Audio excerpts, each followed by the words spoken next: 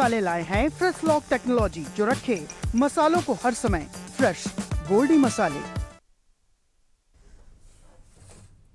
नमस्कार, जनहित में आप सभी का स्वागत है। मैं हूं आपके साथ गरिमा वाजपेयी। आज बात करेंगे शिक्षा पर सवाल, भविष्य बेहाल की।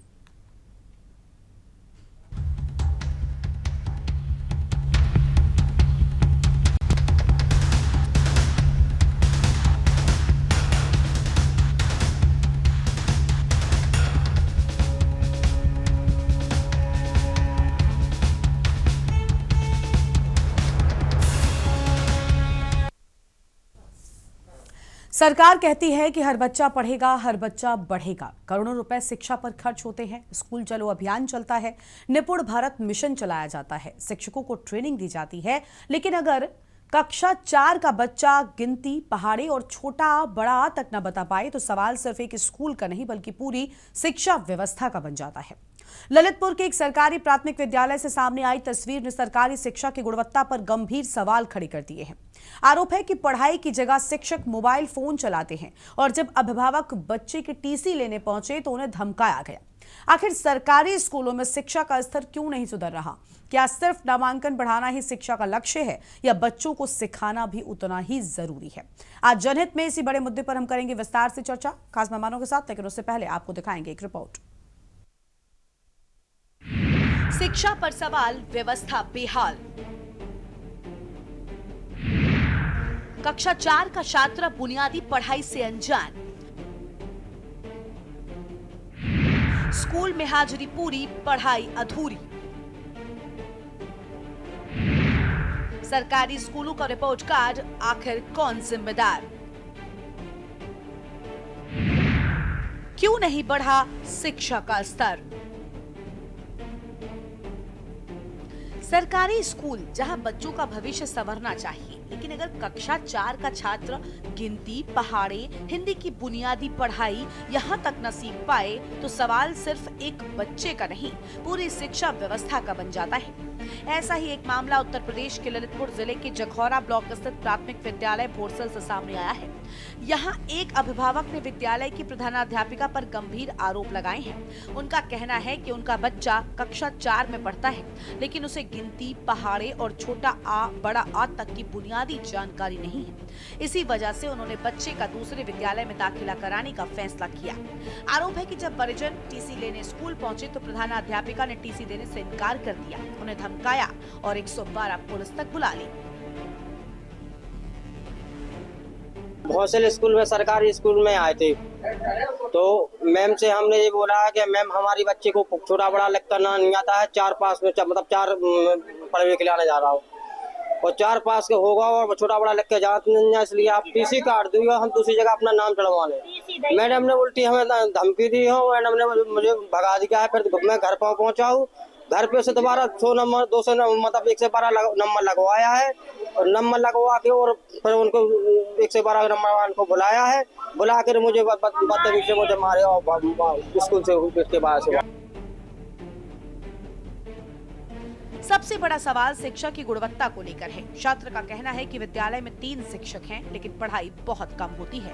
शिक्षक अक्सर ही मोबाइल फोन में व्यस्त रहते हैं। अगर ये आरोप सही है तो सवाल उठता है कि आखिर सरकारी स्कूलों में बच्चों का भविष्य किसके भरोसे है? सरकार लगातार स्कूल चलो अभियान, निपुण भारत मिशन और शिक्षकों के प्रशिक्षण पर जोर दे रही है।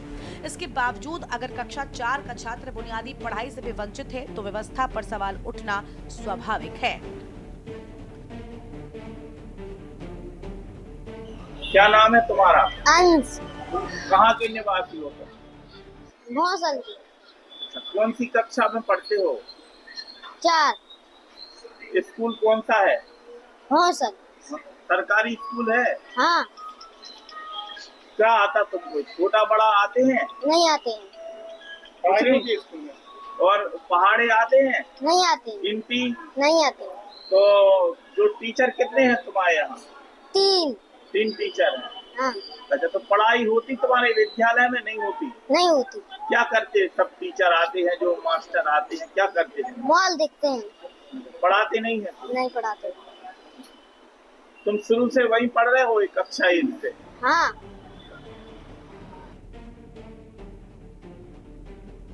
शिक्षा सिर्फ स्कूल में नाम लिखाने का नाम नहीं है, बल्कि बच्चों को सीखने और आगे बढ़ने का अवसर देने का माध्यम है।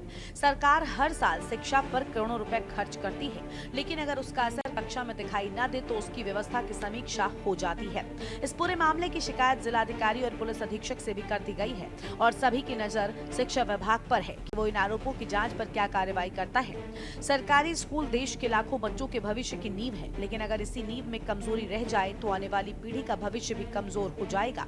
अब देखना होगा कि इस पूरे मामले की निष्पक्ष जांच होगी क्या बच्चों की पढ़ाई से समझौता करने वालों पर कार्रवाई होगी, और सबसे बड़ा सवाल, क्या सरकारी स्कूलों में सिर्फ दाखिले बढ़ेंगे या शिक्षा की गुणवत्ता भी सुधरेगी। ब्यूरो रिपोर्ट, के न्यूज़ इंडिया।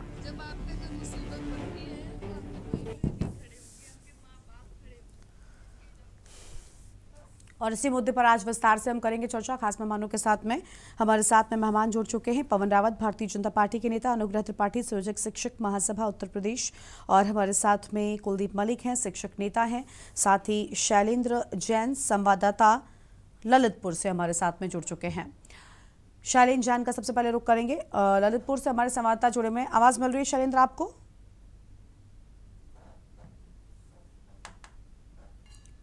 मुझे लगता है शैलेंद्र तक आवाज नहीं पहुंच पा रही और मेहमान हैं उनका हम रुख कर लेंगे।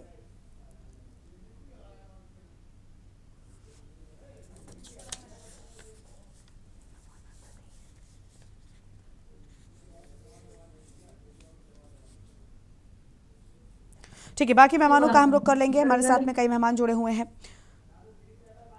पवन रावत जी भारतीय जनता पार्टी के नेता हैं, बहुत स्वागत आपका सर। पवन जी, क्या कहना चाहेंगे? सबसे बड़ी बात यह कि स्कूलों में एक बड़ा मानदेय शिक्षकों को मिलता है, अच्छी खासी सैलरी मिलती है, लेकिन मोबाइल में रील्स स्क्रॉल करने या फिर मोबाइल चलाने क्या शिक्षक स्कूल जाते हैं या बच्चों को पढ़ाने? कक्षा 4 का बच्चा भी अगर छोटा बड़ा में अंतर ना बता पाए या उसे पहचान ना पाए तो आप सोचिए कि आखिर शिक्षा की गुणवत्ता कैसी है। माता पिता नाम कटाकर दूसरे स्कूल में डालने की अगर सोचते हैं, टीसी लेने पहुंचते हैं तो वहां पुलिस बुला ली जाती है, धमकाया जाता है, आरोप लगाने की धमकी दी जाती है। आखिर ये क्यों हो रहा है? शिक्षा की गुणवत्ता को लेकर ये निम्न स्तर क्यों देखने को मिल रहा है? पवन जी। नमस्कार। हाँ बोलिए। नमस्कार। आपने आज बहुत ही अच्छा महत्वपूर्ण बात यह है कि अभी मैं एक विषय सुन रहा था कि वो बच्चा कह रहा था कि मैं कक्षा 4 में आ गया हूं, और कक्षा के बावजूद भी अगर उस बच्चे को ओलम नहीं आती है, उस बच्चे पहाड़े नहीं आते, तो पहला विषय तो गरिमा जी कि वो कैसे गया, पहला विषय।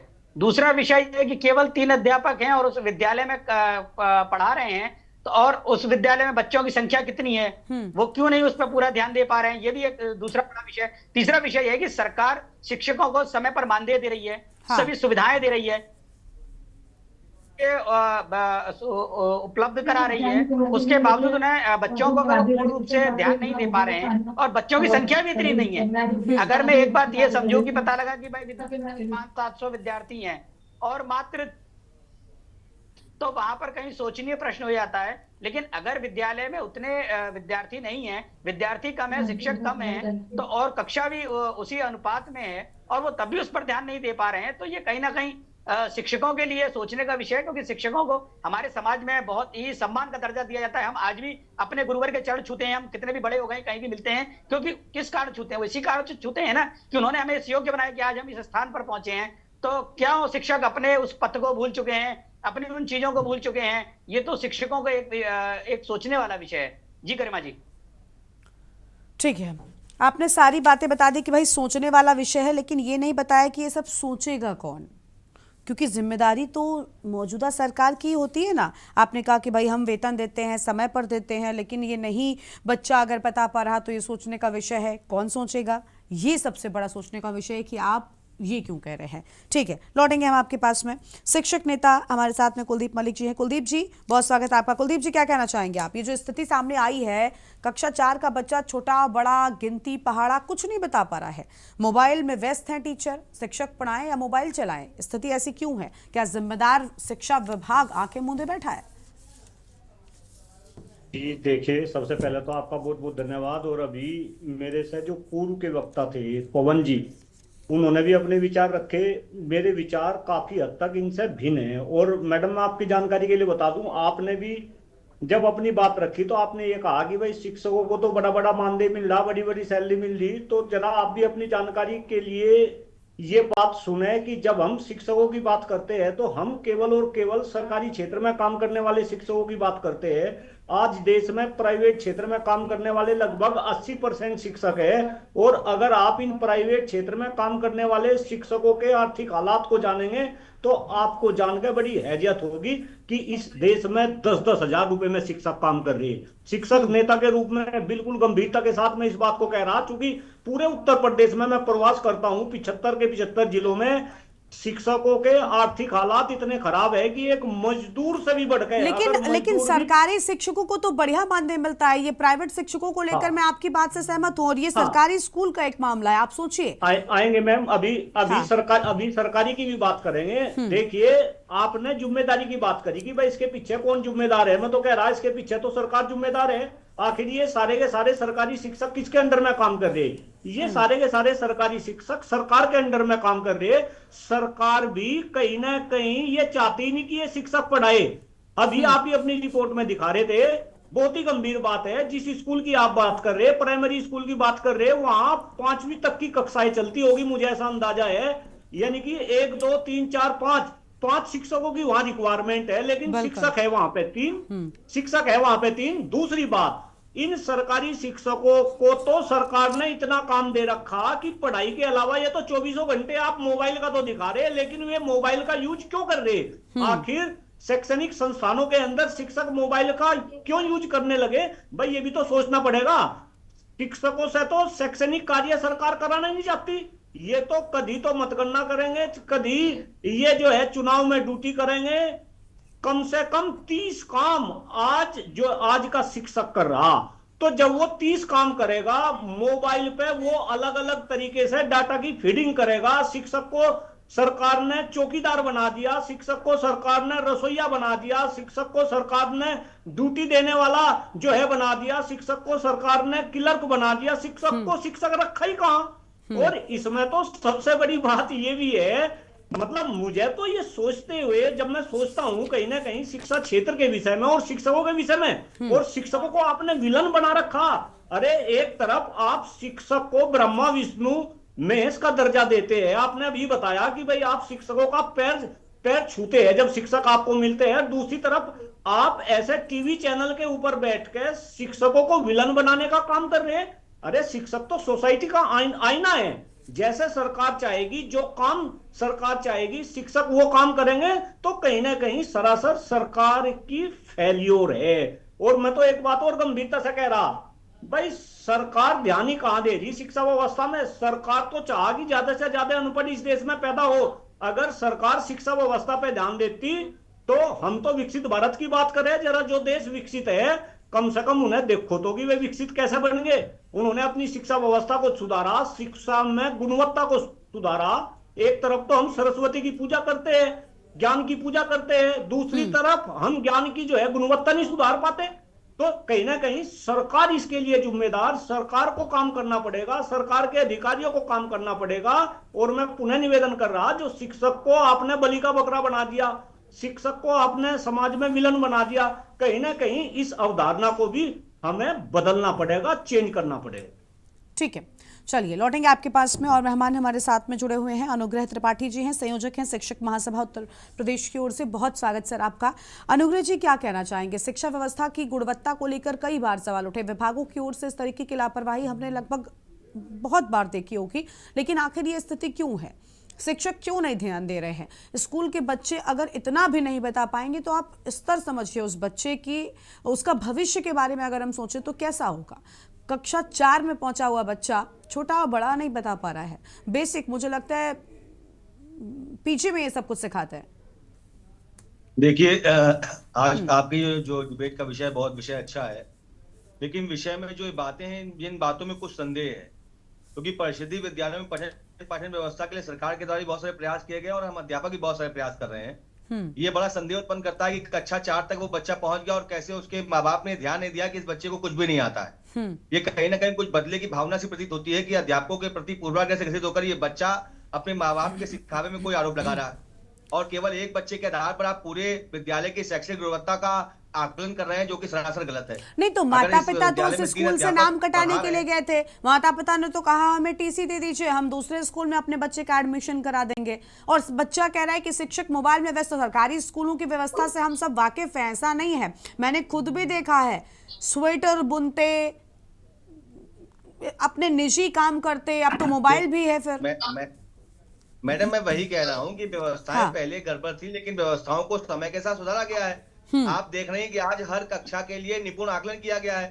कक्षा 1, 2, 3 के बच्चे को मिनिमम लर्निंग एडेप्टेबिलिटी के तहत कुछ लक्ष्य दिए गए हैं और वो लक्ष्य हर अध्यापक पूरा करने का पूर्णतः प्रयास कर रहा है, निपुण लक्ष्य को प्राप्त कर रहा है। तो परिषदीय विद्यालयों में लगातार पठन पाठन व्यवस्था सुधारी जा रही है। ये पुरानी बात है कि वहां पर जाकर अध्यापक स्वेटर बुनता है, मोबाइल देखता है, ये बातें अब ये इतिहास का विषय हो गई है। आज की डेट में अध्यापक कई प्रकार के काम कर रहा है और उन कामों के साथ साथ शैक्षिक गुणवत्ता को सुधारने का भी बहुत भरपूर प्रयास कर रहा है। तो ये कहीं ना कहीं कहना कि परिषदीय विद्यालयों में पठन पाठन कार्य नहीं हो रहा है, ये सरासर गलत है।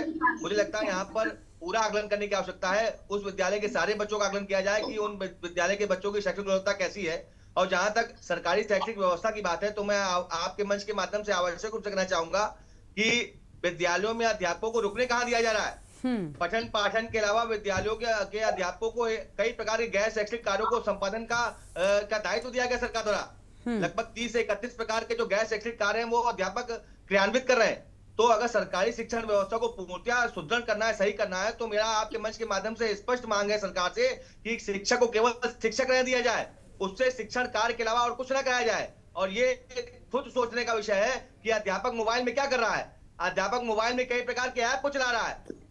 विद्यालय के बीच में ही कई प्रकार के अफसरों के द्वारा आदेश दिए जाते हैं, उन ऐपों पे कार्य करना पड़ता है और इसीलिए विद्यालय में मोबाइल अध्यापक लाता है, वरना अध्यापक को विद्यालय में मोबाइल लाने की कोई आवश्यकता ही नहीं है। जो ऑनलाइन कार्यों का बोझ बढ़ गया है, इससे अध्यापक बहुत पजल्ड है।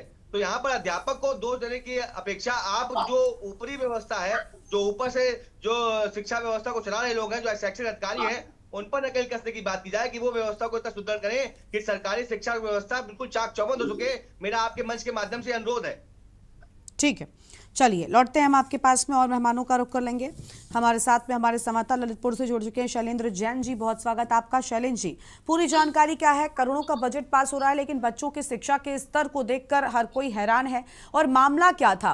क्या सभी बच्चों के शिक्षा का स्तर कुछ ऐसा ही है? क्या शिक्षक जो है वो मोबाइल फोन में व्यस्त रहते हैं, रील्स देखते रहते हैं, बच्चों को नहीं पढ़ाते? अन्य बच्चों के भी माता पिता ने कभी कोई शिकायत दर्ज कराई क्या कहना चाहेंगे शैलेंद्र जैन? ये मैं बता दूं कि ये मामला ललितपुर जनपद के जखोरा ब्लॉक के अंतर्गत प्राथमिक विद्यालय का है, जहां पर ये 4 का बच्चा है और जो खुद बता रहा है कि हमें छोटा बड़ा नहीं आती, गिनती नहीं आती और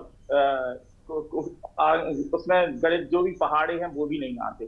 तो इसका मतलब ये कि उस विद्यालय में सीधा ये आरोप लगाया जा रहा है कि वहां पढ़ाई नहीं होती, जबकि वहां 3 टीचर हैं। तो ये आरोप लगा रहे हैं, उस बच्चे का अभिभावक है जो वो भी लगा रहे हैं और बच्चा भी लगा रहा, और इसी कारण वो कक्षा 4 तक वहां पढ़ा है, लेकिन उसे आता कुछ नहीं है। इसके बावजूद वह अपनी टीसी इसी कारण से कटवाने गया था कि हम दूसरे स्कूल में लिखवाएंगे नाम इसका, इसलिए आप हमारी टीसी काट दीजिए। लेकिन वहां की जो प्रधान अध्यापक हैं उन्होंने उसकी टीसी काटने से मना कर दिया। अब जो भी शैक्षिक रूल हैं जिनकी उन्हें ये भी बताना पड़ता है शायद विद्यालय में कि यदि वह बच्चा कहीं दूसरी जगह नाम लिखवा रहा है तो उसको यहाँ सूचित करना पड़ेगा कि हम दूसरी जगह पढ़ रहे हैं, क्योंकि सरकार का और शासन का उद्देश्य है कि कोई भी बच्चा बिना पढ़े ना रहे, सभी को शिक्षा जरूरी है।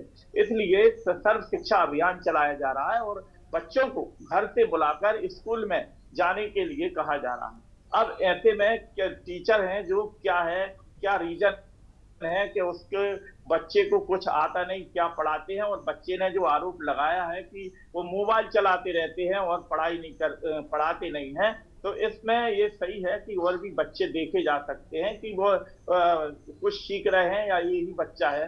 अब उसमें कई कारण हो सकते हैं कि बच्चा प्रतिदिन विद्यालय जाता है या नहीं जाता है, क्या कारण रहे जिस कारण वह पढ़ाई में से वंचित रहा और उसे इस समय वर्तमान में कुछ नहीं आता। अब सवाल ये उठता है कि जब 112 पुलिस बुला ली गई, जबकि यह खुद अभिभावक और जो वहां प्रधान अध्यापक हैं वो ये कार्य निपटा सकते थे समझ के बूझ के, लेकिन टीसी लेने का भी बच्चे का अधिकार है, उनके अभिभावकों का अधिकार है, वो ले सकते हैं। तो वो कहीं भी अपना नाम लिखवाएं। और अधिकतर ये देखा जाता कि जो गांव में विद्यालय है वहां बच्चे समय पर नहीं जा रहे हैं, या अपने गांव के जो उनके खेती किसानी के कार्य हैं उनमें भी सम्मिलित रहते हैं। अब जो जैसा कि अभी बताया जा रहा था कि मोबाइल जो दिए जा रहे हैं वो उनको ऑनलाइन काम करने के लिए जा रहे हैं, तो उन ऑनलाइन काम करने का भी समय निश्चित रहता है कि इतने समय तक ही आप ये करें, लेकिन उसके बाद पढ़ाई के पर भी ध्यान देना चाहिए कि कितना पढ़ाया जा रहा है। अब आती है बात निपुण लक्ष्य की, तो ये निपुण लक्ष्य जो है वो विद्यालय खुलने के पहले इनके रिजल्ट आउट हो जाना चाहिए। तो हमें उस विद्यालय की, उस टीचर की गुणवत्ता का भी तो मालूम चले कि भाई इस विद्यालय में क्या पढ़ाई हो रही है, बच्चे क्या पढ़ रहे हैं। जब एडमिशन हो जाएंगे, बच्चा आगे की क्लास में पहुंच जाएगा तो पता ही नहीं चलेगा जब तक रिजल्ट नहीं आएगा। तो ये निपुण लक्ष्य चल रहा है। वहीं बच्चों को सर्व शिक्षा अभियान के तहत घर से बुलाया जा रहा है, लेकिन मिल रहा है बच्चों को जो परिणाम निकल रहे हैं वो 0। अब सरकार ने जो नीति बनाई है कि बच्चे को फेल नहीं किया जाए, उसे पास कर दिया जाए, तो इसका भी तो विपरीत असर देखने को मिल रहा है कि बच्चों को आता कुछ नहीं है, लेकिन क्लास दर क्लास वो आगे बढ़ते जा रहे हैं। फिर हम कहते हैं कि बेरोजगारी बढ़ गई।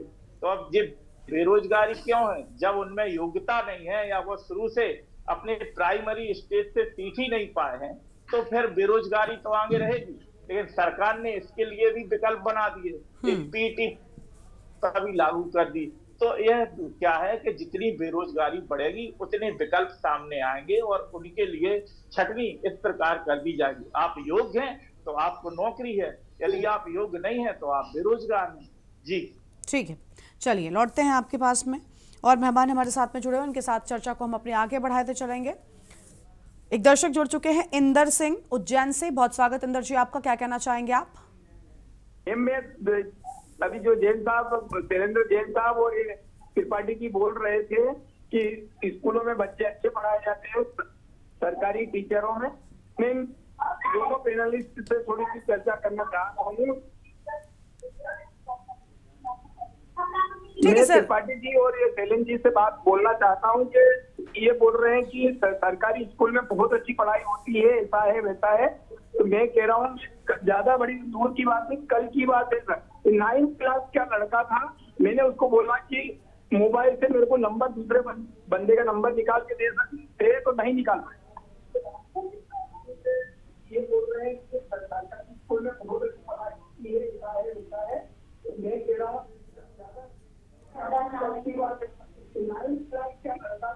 मैंने उसको मोबाइल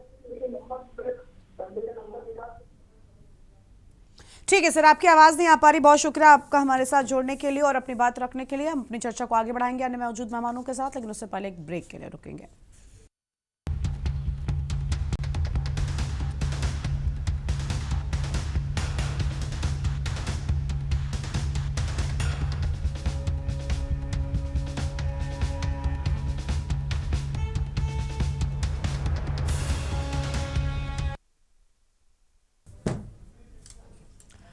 ब्रेक के बाद जनहित में आप सभी का एक बार फिर से स्वागत है। खास मेहमान हमारे साथ में लगातार बने हुए हैं, अन्य मेहमानों का रुख करेंगे।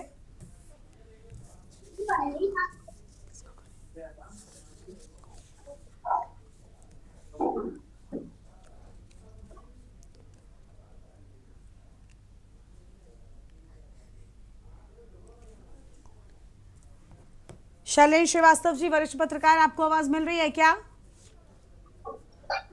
मिल रही है जी। शैलेंद्र जी, बहुत स्वागत है आपका हमारे कार्यक्रम में। शैलेंद्र जी, क्या कहना चाहेंगे शिक्षकों के इस रवैये पर, आप क्या टिप्पणी करेंगे? क्योंकि लगातार हम देख रहे हैं अलग अलग जगहों पर, ये कोई पहला मामला नहीं है, ऐसी तस्वीरें हम देखते रहे हैं इसके पहले भी। और सरकारी स्कूलों की अगर इतनी अच्छी बेहतर सुविधाएं और व्यवस्थाएं होती तो किसी मिडिल क्लास का भी बच्चा, मैं बहुत आगे नहीं जाऊंगी कि भाई नेता अभिनेता के बच्चे पढ़ने लग जाएं, मैं सिर्फ यही कहूंगी कि मिडिल क्लास लोग भी या लोअर मिडिल क्लास, मुझे लगता है बहुत ही ज्यादा जिनकी फाइनेंशियल स्टेटस ठीक नहीं होता वो अपने बच्चों को सरकारी स्कूलों में भेजते हैं।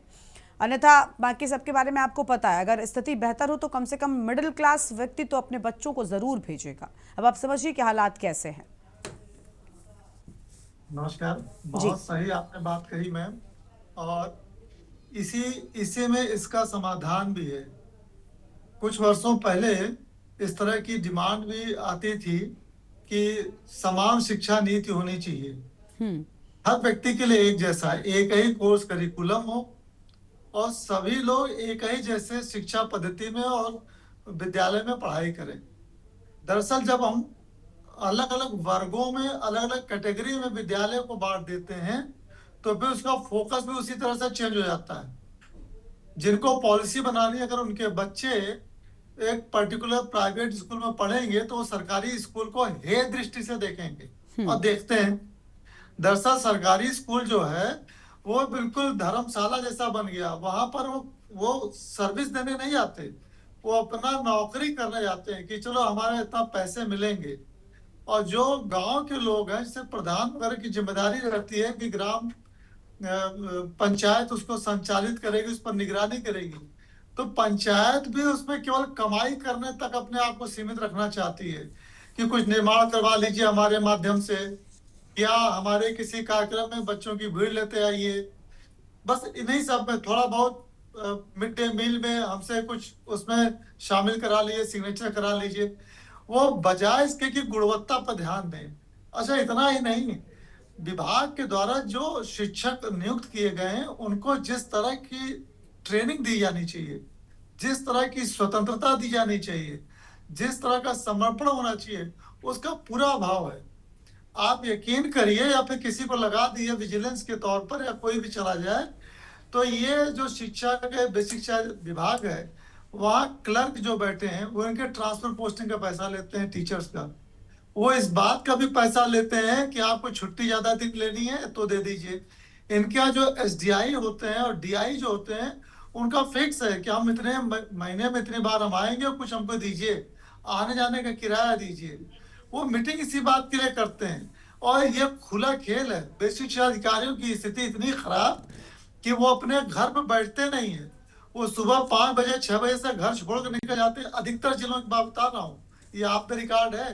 वो अधिकतर लोग अपने घर को 6 बजे के करीब छोड़ कर निकल जाते हैं और रात के 10-11 बजे लौटते हैं। और अगर आ भी गए तो भी बाहर जो भी उनका चौकीदार या जो भी उनका सेवक है वो बताता रहेगा साहब आए नहीं। इस तरह से वो भागे भागे फिरते हैं बेसिक शिक्षा अधिकारी। या इवन DIOs को भी वो बिल्कुल या तो गुंडे की भूमिका में रहता है और या तो बिल्कुल छिपा हुआ रहेगा, या बिल्कुल खुल्लम खुल्ला उसने अपने किसी क्लर्क को बना दिया खास कि तुम वसूली करो। ये सब जानकारी हमारे शासन और प्रशासन को रहती है, ठीक है, लेकिन सबकी मुख्य सहमति है। जब मुख्य सहमति है तो यह स्तर गिरेगा। ठीक है, यानी सभी मिलकर कहीं ना कहीं इस तरीके की चीजों को अंजाम, और बिल्कुल ठीक कह रहे हैं आप कि ऐसा नहीं हो सकता अगर शिक्षा विभाग ही सिर्फ एक्टिव हो जाए, क्योंकि कोई एक कड़ी भी अगर टूटती है तो शायद पूरी चेन जो चल रही है वो रुक सकती है। ठीक है, मैं लौटूंगी। सुदीप साहू हमारे साथ में एक दर्शक गाजियाबाद से जुड़ चुके हैं। बहुत स्वागत सुदीप जी, आपका क्या कहना चाहेंगे आप? जी, मेरा ये कहना है कि पहली बात तो एक शिक्षक को मनोवैज्ञानिक होना चाहिए सबसे पहले। वो बच्चे को मनोविज्ञान को समझे कि बच्चा क्यों नहीं सीख पा रहा है। दूसरी चीज, शिक्षकों को, सरकारी शिक्षक खास करके, उनको लाख रुपए तक की वेतन मिल रहा है इस वक्त। प्राइवेट में 10,000, 15,000 से ज्यादा, 20,000 से ज्यादा नहीं देते हैं, टाइम ज्यादा पे करवा लेते हैं, ठीक है। लेकिन बच्चों को शिक्षा कैसे दें, इसकी बात की जितनी अच्छी ट्रेनिंग सरकारी कॉलेजों में होती है उतनी प्राइवेट में नहीं होती है। इनको बच्चों को मनोविज्ञान तरीके से समझाना पड़ेगा कि भाई बच्चा ऐसा सीखेगा। अच्छा, दूसरी चीज, टीसी नहीं दे रहे हैं, भाई टीसी क्यों नहीं दे रहे हो? टीसी दीजिए उनको। क्या जरूर जबरदस्ती आप कर रहे हैं कि अपने पास ही रखेंगे टीसी? पहली बात तो आप शिक्षक बच्चों को पढ़ाएं और अच्छी शिक्षा दीजिए, ये आपकी जिम्मेदारी है। आपके बच्चे को प्राइवेट स्कूलों में पढ़ रहे हैं, ठीक है, आपको प्रतिबंध क्यों ना लगाया जाए कि आपके बच्चे सरकारी स्कूलों में पढ़ा जाए? नहीं करना चाहिए। जय भारत। ठीक है, बहुत शुक्रिया आपका हमारे साथ जुड़ने के लिए, अपनी बात कहने के लिए। हैदर अली जी हैं, समाजवादी पार्टी के नेता हैं। बहुत स्वागत हैदर जी आपका। हैदर जी, क्या कहना चाहेंगे? सरकारी स्कूलों का जो सच सामने आया है, वहां पर शिक्षा नहीं, व्यवस्था भी नहीं। हम तो एक कह लें कि व्यवस्था ठीक नजर आए तो व्यवस्था भी नहीं और शिक्षा भी नहीं। कक्षा 4 का बच्चा कुछ भी बता ही नहीं पा रहा। वो खुद कह रहा है कि टीचर्स फोन में व्यस्त रहते हैं और माता पिता नाम कटाने के लिए जब टीसी लेने चाहते हैं तो धमकी दी जाती है, क्योंकि नामांकन बढ़ाना है। आप कभी भी किसी जमीनी स्तर पर सरकारी स्कूल जाइए तो वहां ये एक होड़ मची रहती है कि बच्चे होने चाहिए। देखिए, ऐसा है, हाँ, सरकारी शिक्षा का बिल्कुल माहौल बना के रख दिया गया है उत्तर प्रदेश में। मिड डे मील, और जैसे अभी हमारे वरिष्ठ पत्रकार महोदय ने बहुत अच्छा अवलोकन किया, मैं उनसे पूर्णतः सहमत हूं। मिड डे मील और ड्रेस की तक ही बच्चे को स्कूल को सीमित कर दिया है।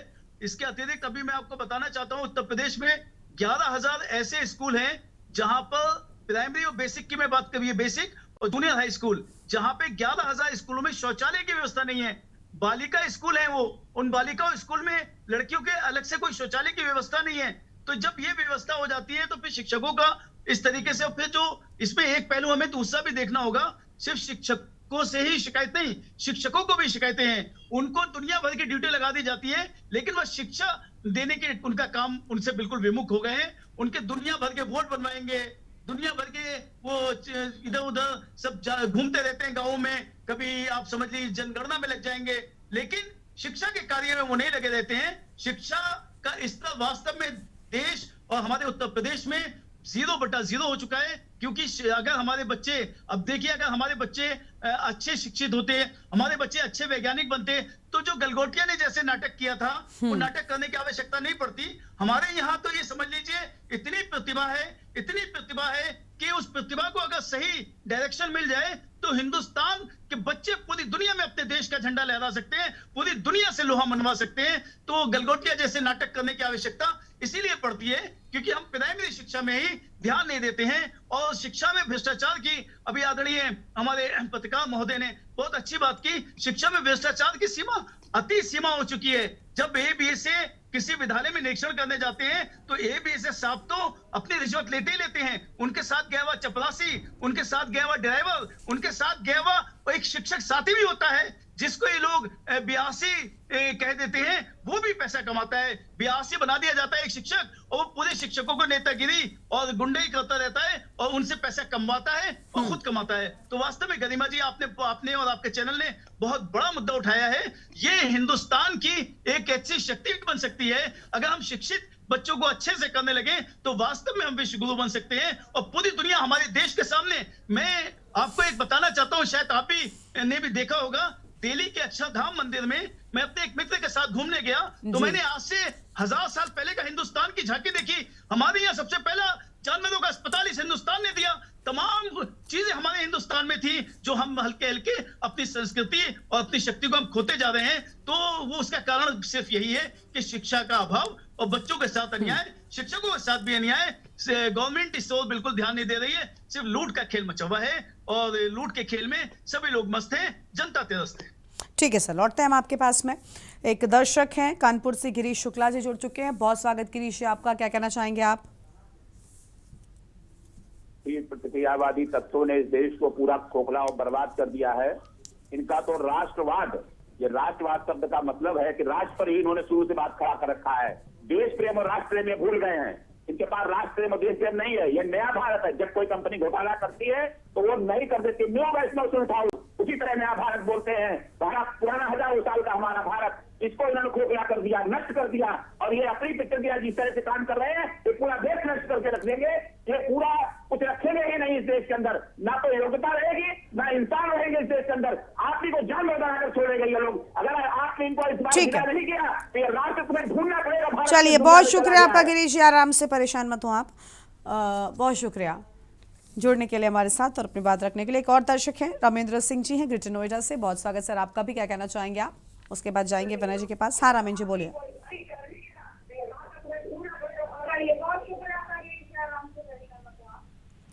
रामेंद्र जी आवाज मिल रही है आपको? बोलिए बोलिए, क्या कहना चाहते हैं आप, क्या राय है आपकी? मैं ये कहना चाहती हूँ टीचर की जो बात चल रही है स्कूल की। हाँ हेलो, बोलिए सर, आपकी आवाज मिल रही है। स्कूलों की जो टीचर की बात चल रही है, ये सारे बीएलओ लगा रखे हैं, जनसंख्या कर रहे हैं। ठीक है, आपके मुताबिक शिक्षकों को पढ़ाने का समय नहीं मिल रहा। ठीक है सर, शुक्रिया आपका, आपकी बात आ गई, बहुत शुक्रिया आपका हमारे साथ जुड़ने के लिए। विनय कक्कड़ जी हैं, प्रवक्ता अभिभावक संघ की ओर से, बहुत स्वागत विनय जी आपका भी। विनय जी क्या कहना चाहेंगे? सरकारी स्कूलों में हम ये मान लेते हैं कि हाँ कई बार ऐसा होता है, हम सब देखते हैं कि उन्हें अलग अलग जिम्मेदारियां सौंप दी जाती हैं, चाहे बीएलओ हो या अन्य जगहों पर भी, कई जगहों पर जनगणना हो, सभी जगहों पर ड्यूटी लगभग सरकारी शिक्षकों की लगा दी जाती है। लेकिन ऐसा नहीं है कि स्कूल खाली कर दिए जाते हैं, शिक्षक तब भी स्कूल में मौजूद रहते हैं। क्या ये स्थिति होनी चाहिए और क्या उसके लिए ये बात उचित मानी जाए, उसके लिए ये तथ्य जो रखा जा रहा है क्या इतना काफी है? जी धन्यवाद गरिमा जी, और के न्यूज को धन्यवाद फिर से कि ऐसे ज्वलंत मुद्दे लेके आप आते हैं कि हर कोई कटघरे में खड़ा होता है। मैंने सभी की बात सुनी, मैंने शिक्षक नेताओं की भी बात सुनी, जिन्होंने सबसे पहले इस बात पे जोर दिया कि शिक्षक एक गरिमामय पद है, पूजनीय है। बिल्कुल मैं इस बात से उसका समर्थन करता हूं और अग्री करता हूं। उसके बाद जो शैलेंद्र जी ने ज्वलंत बातें कही वो बिल्कुल सही हैं, और उसके बाद फिर हैदर अली जी ने जो बातें की वो भी मैंने सुनी। तो यहाँ पे क्योंकि शिक्षक के साथ शिक्षक नेता ये शब्द जुड़ गया, तो नेताजी ने कहीं ना कहीं शिक्षकों की फेवर करते हुए बात की, जबकि यहाँ पे मुद्दा ये है कि बच्चे पढ़ क्यों नहीं पा रहे। एग्जैक्टली, शिक्षकों के हित पर हम अलग चर्चा कर लेंगे। हाँ जी, सरकारी शिक्षक को ये क्या उस वक्त पता नहीं होता जब वो नौकरी के लिए अप्लाई करते हैं कि सरकारी शिक्षक ये सब भी काम करते हैं? या हैदर अली जी ने जो बातें कही कि 11,000 स्कूलों में शौचालय नहीं है या शिक्षकों से और अन्य काम कराए जाते हैं, तो क्या जब समाजवादी पार्टी की सरकार थी 2017 या उससे पहले, तो क्या तब सरकारी शिक्षकों से नहीं काम कराए जाते थे? चाहे वो वोटिंग का हो, चाहे वो अन्य काम हो, तो वो तब भी होते थे। यहाँ पे मुझे लगता है कि नेताओं को केवल राजनीति करने की जगह मूल मुद्दे को समझकर ये करना चाहिए कि इसको सुधारा कैसे जा सकता है। आप बार बार पूरे प्रोग्राम में ये बात उठा रही हैं कि प्राइवेट स्कूल्स और सरकारी स्कूलों की जो क्वालिटी डिफरेंस है पढ़ाई में, जब तक ये डिफरेंस नहीं पटेगा, जब तक एक देश एक शिक्षा नहीं होगी, जब तक समान शिक्षा नहीं होगी, जब तक बाजारीकरण है शिक्षा का और जो पैसे दे सकता है वो खरीदेगा शिक्षा, तो ये सब चलता रहेगा और सरकारी स्कूल के बच्चे सफर करते रहेंगे। वो जब स्कूल से पढ़ के बाहर निकलते हैं, क्योंकि वो एट पार नहीं होते उन बच्चों के जो पैसे दे के शिक्षा खरीद पाते हैं, तो कहीं ना कहीं फिर वो आगे के एंट्रेंस एग्जाम्स में भी पिछड़ते हैं। और हर कोई अपना पल्ला झाड़ रहा है ये कह के कि सरकार दोषी है, पर सरकार दोषी है तो क्या विपक्ष इस मुद्दे पे कभी आवाज उठाता है या सड़क पर आता है? विपक्षी पार्टियां अपनी गिरेबान में झांकें, क्योंकि उनके नेताओं के भी प्राइवेट स्कूल चलते हैं। तो आपने मुद्दा उठाया तो सरकार पर प्रहार करने का मौका मिल गया, लेकिन क्या इस प्रोग्राम के बाद समाजवादी पार्टी या अन्य विपक्षी दल इस मुद्दे को लेके क्या लखनऊ को घेरेंगे या अपने अपने शहर के जो शासन कर रहे हैं लोग उन्हें घेरेंगे, या प्रशासन को चेताएंगे कि आपका सिस्टम करप्ट हो चुका है? शिक्षक जो हैं, जैसा अभी बात हुई कि वो नौकरी कर रहे हैं और वो मैनेज कर रहे हैं कैसे मेरा ट्रांसफर रुक जाए, कैसे मेरी लीव को जो है ले दे के निपटा दिया जाए, तो वो लोग अपना काम कर रहे हैं क्योंकि वो केवल शिक्षक नहीं, वो अपने उस नौकरी को मैनेज कर रहे हैं। क्यों? और ये कहा भी जाता है ना हमारे देश में कि सरकारी नौकरी मिल जाए तो बस फिर जब तक रिटायर नहीं होऊंगा आराम करूंगा। तो जब इस माइंडसेट के साथ, चाहे वो शिक्षक की नौकरी हो चाहे और कोई सरकारी नौकरी हो, अगर इस माइंडसेट के साथ शिक्षक आया है नौकरी करने और उस पोजीशन को मैनेज करने, और उसके बाद ये कहता है कि शिक्षक तो एक पूजनीय पद है, हमारी पूजा होनी चाहिए, तो कौन पूजा करेगा? क्योंकि मन में तो वो भाव रहेंगे नहीं, क्योंकि आप वो शिक्षक का धर्म तो निभा नहीं रहे हैं, आप बस अपनी पूजा करने की बात कर रहे हैं। और कौन सा शिक्षक ऐसा है कि जिसने विरोध में इस्तीफा दे दिया हो कि मैं तो शिक्षा के अलावा दूसरा काम नहीं करूंगा। सबको नौकरी भी बचानी है अपनी, क्योंकि लाभ इतना मिल रहा है कि मन मार के वो काम भी कर लेते हैं जो उनका मन नहीं होता करने का। तो सब तरफ से सरकार दोषी है, ये कह के पल्ला झाड़ लेना तो बिल्कुल गलत लगता है मुझे। और as a parent, as a अभिभावक मुझे लगता है कि जब तक हर कोई अपनी जिम्मेदारी नहीं निभाएगा, केवल लीपापोती करके आगे बढ़ता चला जाएगा, और हमारा समाज जो अब पूंजीवाद की तरफ बढ़ चुका है, हर एक को सिर्फ पैसे से मतलब है, प्रशासनिक अधिकारी को पैसे से मतलब है, शिक्षक को पैसे से मतलब है, प्राइवेट स्कूल को पैसे से मतलब है, तो फिर सरकार का पैसा दिखता है सबको कि कौन सी योजना में कितना पैसा सरकार अलॉट करेगी, कितना बजट मिलेगा और उसमें से हमें कितना लाभ हो जाएगा। सब कुछ इसके इर्द गिर्द घूम रहा है। शिक्षा की चिंता करने वाले शिक्षा की चिंता किए बगैर अपनी जेब कैसे भरें इसकी चिंता करते हैं, और इसीलिए प्राइवेट स्कूल हष्ट पुष्ट होते जा रहे हैं। मैंने मलिक जी की बात सुनी और वो अफसोस भी हुआ सुन के कि प्राइवेट टीचर तो बेचारा 10,000 की नौकरी कर रहा है, पर 10,000 में भी वो भी प्राइवेट स्कूल्स में ज्यादा टेक्नोलॉजी, ज्यादा एप्स और ज्यादा टेक्नोलॉजी का यूज होता है। ऐसा नहीं है कि वो मोबाइल या लैपटॉप से बिल्कुल वंचित हैं, वो भी पूरे दिन सिस्टम पे रहते हैं, पर उनकी ये हिम्मत नहीं होती कि वो पर्सनल कॉल कर लें उस टाइम में। उनकी ये हिम्मत नहीं होती कि वो मोबाइल लेके बैठे रहे और बच्चे क्लास में खाली बैठे रहे। तो प्राइवेट स्कूल्स के टीचर्स से सरकारी स्कूलों के टीचर्स की सैलरी कंपेयर करें तो वो तो बहुत कम है, लेकिन सरकारी स्कूलों के मुकाबले उनका स्टैंडर्ड कितना ऊपर कैसे है, ये सोचने का विषय है, जिससे सरकारी स्कूल के शिक्षकों को सोचना चाहिए और सरकार पे दबाव बनाना चाहिए कि हमें शिक्षा के लिए आपने चयनित किया है, हमें हमारा धर्म निभाने दीजिए। बिल्कुल बिल्कुल। और उल्टे सीधे काम करा के आप हमें डिविएट कर रहे हैं, ये ठीक नहीं है। ठीक है, तो यहाँ पे राजनीति नहीं होनी चाहिए। ठीक है विनय जी, मैं लौटूंगी आपके पास में। बिल्कुल, क्योंकि बच्चे देश का भविष्य होते हैं, उनकी शिक्षा अगर बेहतर होगी, अभी नींव पढ़ने का वक्त है, अगर वहीं पर कमजोरी आ जाएगी तो शायद पूरी की पूरी इमारत उनके भविष्य की कमजोर हो जाएगी। बीजेपी के नेता पवन रावत जी हमारे साथ में है। पवन जी, कई सारी खामियां निकलकर सामने आई हैं, विभाग आखिर इन चीजों को लेकर काम क्यों नहीं करते, चीजें बेहतर होने का नाम क्यों नहीं लेती हैं? गरिमा जी देखिए, विभाग अपने स्तर पर पूरी तरीके से काम करते हैं। ऐसा नहीं है कि विभाग बिल्कुल ही निष्क्रिय पड़े हुए हैं। समय समय पर जो भी सरकार के संबंधित कदम होते हैं वो उठाए जाते हैं, चाहे वो शिक्षा की गुणवत्ता को लेकर के हो, बच्चों के विकास के लिए हो, या किसी भी विषय को लेकर के हो। अभी आप देखिए, शिक्षकों की गुणवत्ता को जांचने के लिए सरकार ने ये बात लेकर के आई कि साहब एक टीईटी परीक्षा आप लोगों को पास करनी है, केवल पास मात्र करनी है। उसको लेकर के शिक्षक इतने ज्यादा परेशान हो गए। आखिर क्यों? जब आप इतने समय से पढ़ा रहे हैं और आपको इतनी सारी चीजें पता हैं, तो आपको एक परीक्षा पास करने में उसका इतना विरोध, इतनी सारी चीजें क्यों आ रही हैं? जबकि आप देखिए, और जो नए जो बच्चे आ रहे हैं जिनकी सिलेक्शन होना है, वो टेट भी पास कर रहे हैं, सुपर टेट भी पास कर रहे हैं, और उसके बावजूद भी वो जो है बहुत उनकी भी मेरिट आई जा रही है, तब वो लोग सिलेक्ट होकर के वहां पर पहुंच रहे हैं। और दूसरी बात, अभी मैं डॉक्टर मलिक साहब की एक बात सुन रहा था, आदरणीय नेता है वो, ठीक है, लेकिन वो उन्होंने एक बात कही, अगर आप शिक्षकों को अगर आप सम्मान कर रहे हैं तो आप उनको कटघरे में क्यों खड़ा कर रहे हैं? माननीय मलिक जी, मैं किसी शिक्षक को कटघरे में खड़ा नहीं कर रहा हूं, लेकिन मैं आपको एक विषय जरूर बताना चाहूंगा कि आप भी जूनियर स्कूल से पढ़े हुए हैं और मैं भी जूनियर स्कूल से पढ़ा हुआ हूं। हमारे समय में बहुत ज्यादा कोई इंग्लिश मीडियम स्कूल होते नहीं थे, लेकिन हमारे शिक्षकों का स्तर क्या था, वो हम लोगों को घर से पकड़ करके ले जाते थे। अगर हम घर में अरे तो भाई शिक्षकों के स्तर को आप ही तो बेहतर करेंगे, शिक्षकों के इस स्तर को पुराने जैसा कौन करेगा? अब नई पॉलिसीज है, लेकिन बेहतर करने का काम किसका है?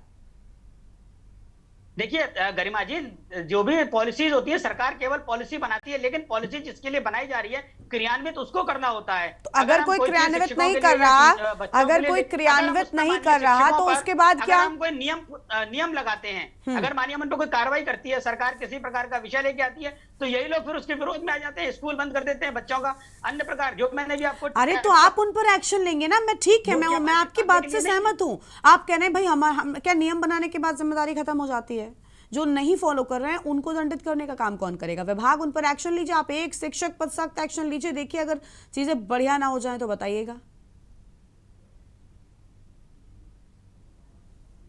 देखिए गरिमा जी, बात एक्शन लेने की नहीं है, बात हमें किसी से बदले की भावना से काम नहीं करना, हमें व्यवस्था के लिए काम करना है। अरे बदले की भावना, आप अगर कोई लापरवाही करेगा आप निकाल बाहर करिए उसको, लेकिन आप वो चीज नहीं करते, है ना, क्योंकि सर अभी हमारे कोई मेहमान एक बात कह रहे थे ना कि भाई सरकारी नौकरी लग जाए तो लोग ये कहते हैं कि फिर तो जीवन सेट है, तो वो यही भावना होती है और कुछ नया नहीं होता है उसमें। और अगर आप कह रहे हैं कि भाई यही लोग कुछ भी तो आपने इसका मतलब आपने छूट दे रखी, ढीला रवैया क्यों अपनाना है। खैर ठीक है, लौटेंगे हम आपके पास में। शिक्षक नेता कुछ कह रहे हैं, बोलिए सर। कुलदीप जी आप कुछ कह रहे हैं, फिर हैदर जी के पास जाएंगे। हाँ गरिमा जी, मैं पवन जी की बात का जवाब देना चाह रहा। देखिए पवन जी, आपकी जानकारी के लिए बता दूं, सरकार का काम केवल पॉलिसी बनाना नहीं, वो पॉलिसी अच्छे से क्रियान्वित हो, अच्छे से इम्प्लीमेंटेशन हो, ये भी सरकार का काम है। और देखिए गंभीर आंकड़ा मैं आपको दे रहा, और बिल्कुल मैं गंभीरता से बात, कोई इसमें लाग लपेट वाली बात ही नहीं। सरकार की जो नीति है उन नीतियों में शिक्षा व्यवस्था है नहीं। आप देखिए गरिमा जी, हम ऐसे देश के निवासी है, अगर दुनिया के 10 टॉप सबसे बड़े मंदिरों की बात करें तो 8 मंदिर हिंदुस्तान में है। अगर दुनिया की 10 टॉप मस्जिदों की बात करें तो 3 मस्जिद जो है वो हिंदुस्तान में है। अगर आप गुरुद्वारों की बात करो टॉप 10 की, तो उसमें से जो है ज्यादातर गुरुद्वारे हरिद्वार जो है हिंदुस्तान में है। तो ये जबकि अगर आप टॉप 100 यूनिवर्सिटी की बात करें तो टॉप 100 नहीं, मैं कह रहा टॉप 300 यूनिवर्सिटी में से एक भी यूनिवर्सिटी जो है हिंदुस्तान की नहीं है। आप देखिए, अगर आप शिक्षा की बात कर रहे तो आप अमेरिका की बात करो। अमेरिका का डंका क्यों बज रहा? वो शिक्षा के दम पे बज रहा। सबसे ज्यादा किताब अमेरिका में पढ़ी जा रही, सबसे ज्यादा पठन पाठन का इनोवेशन का काम जो है अमेरिका में जो है करा जा रहा। और जो हमारे बच्चे हैं वो बच्चे तो अब हिंदुस्तान में भी पढ़ना नहीं पसंद करते, बच्चे बाहर विदेशों में पढ़ना पसंद करें। क्यों भाई? बीजेपी के नेता, ये रिस्पॉन्सिबिलिटी किसकी है? ये आपकी रिस्पॉन्सिबिलिटी है। आप तो कहीं ना कहीं धर्म की अफीम पिला के जनता का बेवकूफ बनाना चाह रहे हैं। असली मुद्दों की तो आप बात नहीं करते, आप शिक्षा की बात नहीं करते, आप देश में खराब होते हुए पर्यावरण की बात नहीं करते, आप हम सभी के हुए गिरते हुए स्वास्थ्य की बात नहीं करते, आप बेरोजगारी की बात नहीं करते। बस आप तो मंदिर में, मस्जिद में, हिंदू मुस्लिम में जो है जनता को उलझा रहे। तो कहीं ना कहीं शिक्षा की गुणवत्ता को सुधारना।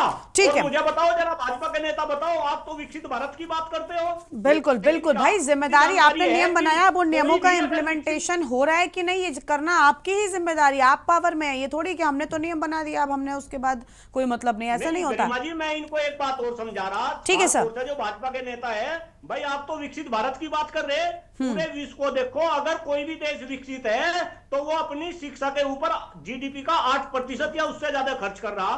क्यों भाई आप खर्च क्यों नहीं करते? आप शिक्षा का बजट क्यों नहीं बढ़ाते? जब से आपकी सरकार बनी आपने तो जो है शिक्षा का बजट भी कम कर दिया। और गरिमा जी, एक और गंभीर बात मैं आपको बता रहा, मैं उत्तर प्रदेश की बात बता रहा। उत्तर प्रदेश, ठीक है सर, विनय जी, अरे कुलदीप जी, मैं रोकना चाहूंगी सर, और मेहमान है प्लीज, लास्ट रिएक्शन हम नहीं, एक मिनट, मेरी ये बात कंप्लीट होने दो। प्लीज जल्दी से। उत्तर प्रदेश के अंदर विधान परिषद में 8 शिक्षकों के एमएलसी बन के जाते थे। ये उसमें भी कूद गए और उसमें ऐसे लोगों को घुसा दिया जो गैर शिक्षक है। मैं तो मेरठ सहारनपुर मंडल की बात कर रहा। आप देखो शिक्षक एमएलसी कौन है, वे तो ठीक है। क्लोजिंग टाइम है सर, क्लोजिंग टाइम है और मेहमानों को भी हमें जोड़ना है। हैदर जी क्या कहना चाहेंगे सर? पवन जी के जवाब पर मैं चाहती हूँ बस एक छोटा सा रिएक्शन।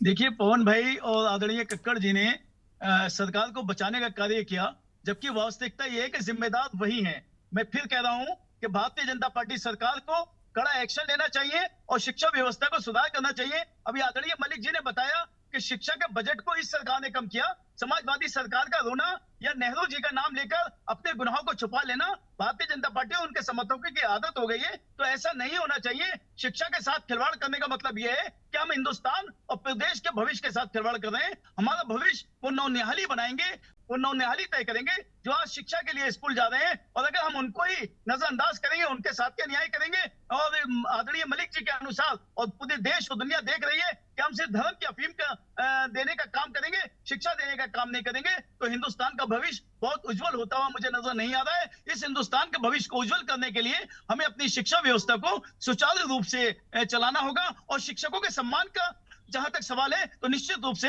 शिक्षकों का सम्मान, ये मैं मानता हूं आदरणीय कक्कड़ साहब के व्यापारीकरण हुआ है शिक्षा का, लेकिन इतना व्यापारीकरण होने के बाद भी ये हिंदुस्तान की जन्मभूमि मातृभूमि है। यहाँ पर शिक्षकों का अपमान तो कदापि नहीं हो सकता। यहाँ तो आज भी अगर एकलव्य नहीं अंगूठा नहीं दे सकते तो लेकिन सर भी नहीं उठा सकते शिक्षकों के सामने। आज ऐसे छात्र हो सकता है ना हो कि अपना अंगूठा काट कर दे सके, लेकिन ऐसे छात्र बहुत हैं जो आज भी शिक्षकों के सामने अपना सर नहीं उठाते हैं। तो उनका सम्मान भी बचा रहे और शिक्षा भी बचा रहे, देश भी बचा रहे, प्रदेश भी बचा रहे। और सरकार, देखिए आपके सवाल भी जायज था, सपा के समय भी मैं खुद इसको स्वीकार करता हूं कि ऐसा नहीं है कि शिक्षकों से जनगणना नहीं कराई जाती थी, बिल्कुल कराई जाती थी जनगणना, लेकिन उस जनगणना के साथ साथ शिक्षा के ऊपर भी ध्यान दिया जाता था। तो मेरा सिर्फ यही निवेदन है आदरणीय हमारे जो भाजपा के प्रवक्ता महोदय नेता हैं कि वो ये सरकार तक हमारी बात पहुंचाएं कि आपके चैनल ने जो जन जन तक ये मुद्दा उठाया है, शिक्षा को व्यापारीकरण बंद होना चाहिए और बच्चों को शिक्षित करने के लिए